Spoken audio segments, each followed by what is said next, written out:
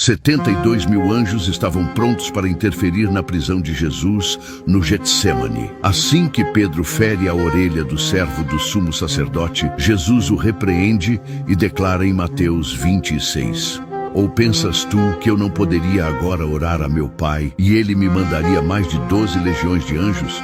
Jesus sabia que o poder celestial estava à disposição, mas escolheu o caminho da cruz por amor a nós. Ele não chamou os anjos porque sua missão era nos salvar. Jesus afirma que aquele que crê nele fará obras ainda maiores.